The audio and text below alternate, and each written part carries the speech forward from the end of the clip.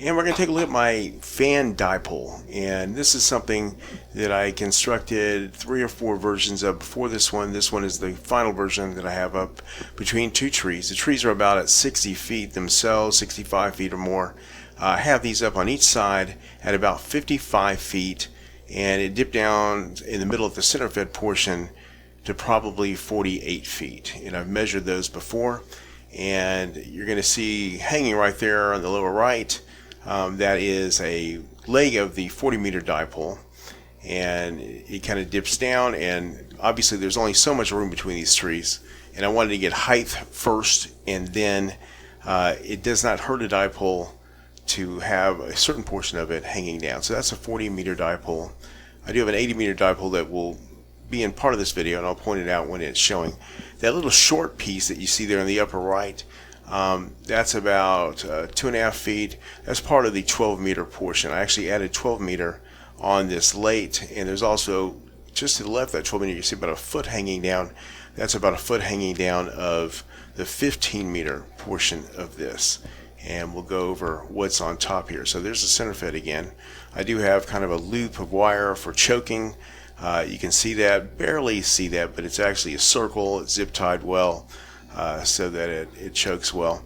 Now the top wire in all of this is 40 meters, and then there's obviously the 20 meters, and then I have 17 meters, 15 meters, 10 meters, and then the bottom wire is actually 12 meters. I actually added 12 after the fact, and other than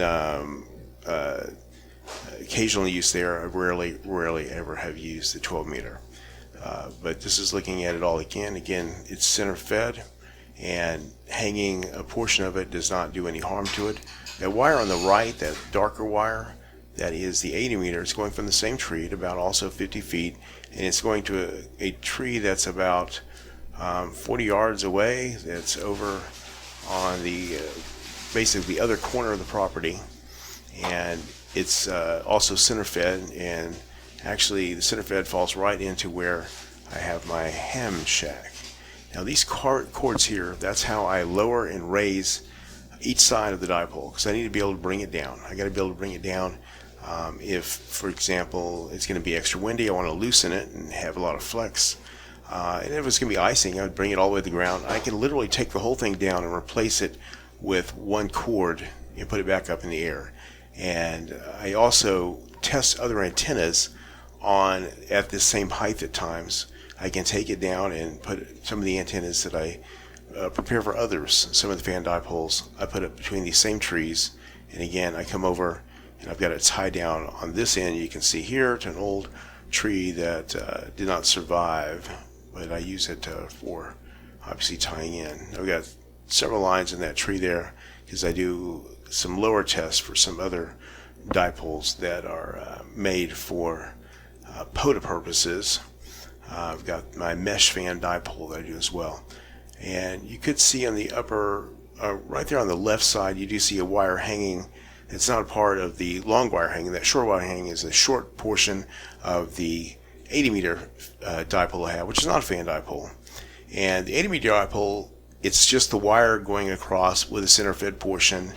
But my fan dipole has actually a wire at the a cord at the very top. It's actually a 1/4-inch boat anchor that can hold 180 pounds, and that's like a nylon line. So that's what takes all the stress. None of the stress is put on the wires. It's important to never have the stress on the wires. I've tried that with fan dipoles before, and they last 1 or 2 weeks, and all of a sudden something goes wrong. And so you don't want stress on the wires. That's why you'll see some of the dipoles will have wires that are kind of loose, and you may think, well, they're too loose. They should be tighter than that. But the truth is, if you stretch them tight, it's no good. It is just literally no good. So that's a good look at it, and I will show you other dipoles I do as well. One of them is a mesh dipole. I've got it in white, I've got it in black, and that one's intended for POTA purposes. And feel free to email me any questions, johnpentany@gmail.com. Thank you very much.